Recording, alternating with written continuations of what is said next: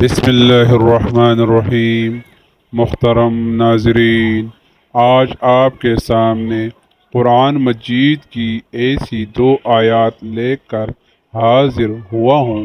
اگر انسان صدق دل کے ساتھ ان کا معمول بنا لے تو پوری زندگی میں کبھی بھی انسان کو کوئی نقصان نہیں پہنچے گا۔ اللہ نے خود اس وظیفے کی قسم کھائی ہے کہ جو بندہ یہ وظیفہ کر لے گا اس کے گھر سے تمام مشکلات، پریشانیاں، بیماریاں ختم ہو جائے گی۔ محترم ناظرین، اگر کسی انسان پر اللہ کی جانب سے تنگ دستی آتی ہے تو سارا جہاں اس کے پیچھے لگ جائے کہ میں نے اس کو نقصان پہنچانا ہے، سارا جہاں اس کے پیچھے لگ جائے کہ یہ بھوکا مر جائے، سارا جہاں اس کے پیچھے لگ جائے کہ میں نے اس کو ذلیل کر دینا ہے۔ خدا کی قسم، ان دو آیات کے اندر چھپا ہوا راز ایسا راز ہے۔ اگر انسان صدق دل کے ساتھ اللہ پر اعتماد اور بھروسہ رکھ کر ان آیات کا وظیفہ کر لے، صرف 7 مرتبہ پڑھ لے، اللہ رب العزت اس انسان کے راستے سے تمام مشکلات کو ختم کر دے گا۔ اپنے ہاتھوں پر یہ وظیفہ کر کے آزما کر دیکھو۔ قرآن پاک کے اندر داخل ہو جاؤ۔ قرآن پاک کے اندر ہر مشکل کا اللہ تعالیٰ نے حل رکھ دیا ہے۔ میرے نبی حضرت محمد صلی اللہ علیہ وآلہ وسلم جب معراج شریف پر گئے تو پہلے آسمان، پھر دوسرے آسمان، پھر تیسرے آسمان پر، جب 7ویں آسمان پر پہنچے تو سدرۃ المنتہا، اس کے آگے کوئی مقام نہیں۔ تو جب میرے نبی حضرت محمد صلی اللہ علیہ وآلہ وسلم ادھر تھے تو آواز آئی، اے دروازہ کھلا ہے۔ تو میرے نبی حضرت جبرائیل امین کے ساتھ اس وقت سدرۃ المنتہا تک پہنچے تھے۔ آپ کے ساتھ جبرائیل امین علیہ السلام بھی تھے۔ آپ نے پوچھا یہ کس کی آواز ہے؟ تو جبرائیل امین فرمانے لگے، یا رسول اللہ، میں نے پوری زندگی کے اندر اس دروازے کو کھلا ہوا نہیں دیکھا جو آج دیکھ رہا ہوں۔ اور دوسرے نمبر پر یہ جو فرشتہ نکلا ہے، یہ فرشتہ بھی میں نے اپنی زندگی کے اندر پہلی بار دیکھا ہے۔ تو وہ جب آیا اور اپنے آقا حضرت محمد صلی اللہ علیہ وآلہ وسلم کے سامنے جھک کر اللہ کی جانب سے یہ تحفہ دیا کہ قرآن کی 2 آیاتیں تھیں۔ ان آیات کی اتنی اہمیت اور فضیلت، اس وقت اس فرشتے نے 3 چیزیں دی تھی۔ ایک نماز کا تحفہ تھا، ایک امت کی شفاعت کا تحفہ تھا، اور ایک یہ قرآن مجید سورۃ بقرہ کی آخری 2 آیاتیں تھی۔ محترم ناظرین، اس کو چھوٹا نہ سمجھے گا، خدا کی قسم کھا کر کہتا ہوں، یہ پوری کائنات کے اندر سب سے زیادہ مجرب عمل ہے۔ اس کے اندر طاقت ہے، اس کے اندر راز ہے، اس کے اندر گم سم ہو جاؤ، دنیا خدا کی قسم آپ کی ہو جائے گی۔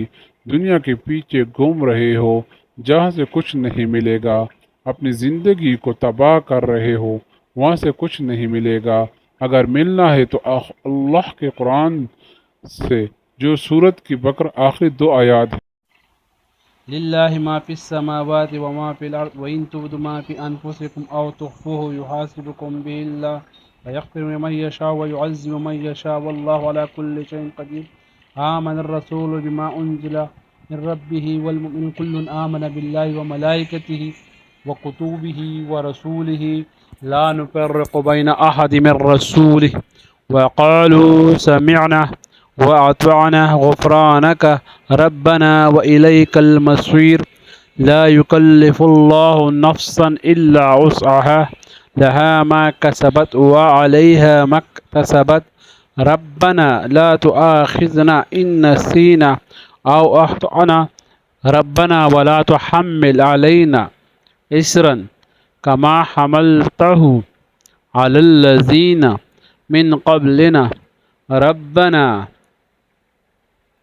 ولا تحملنا ما لا طاقة لنا به واعف عنا.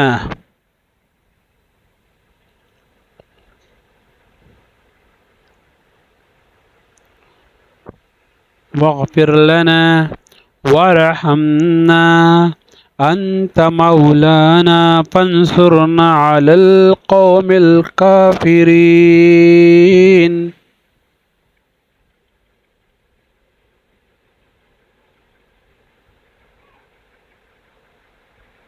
ایک آیت کے مطابق قرآن مجید میں یہ سورۃ بقرہ کی آخری 2 آیات ہیں، ان کے اندر سب سے زیادہ طاقت ہے۔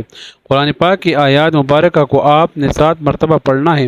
جو زیادہ طاقتور ایک دلائل ہے کتاب و سنت کی روشنی میں، علماء کرام کی روشنی سے، تو یہ ہے سورۃ بقرہ کی 2 آیات جو میں نے آپ کو پڑھ کر سنائی ہے۔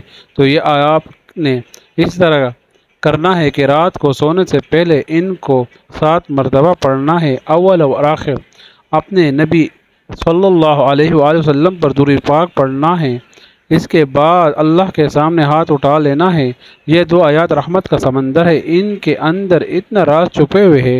جو ان 2 آیات کو جانتا ہے، جو ان کے اوپر غور کرتا ہے، ان کو پتہ ہے کہ ان کی اہمیت کیا ہے۔ عام انسان کو ان کی اہمیت کا نہیں پتہ چل سکتا۔ محترم ناظرین، اللہ تعالیٰ نے بہت بڑا انعام دیا ہے اس سورہ مبارکہ کی شکل میں۔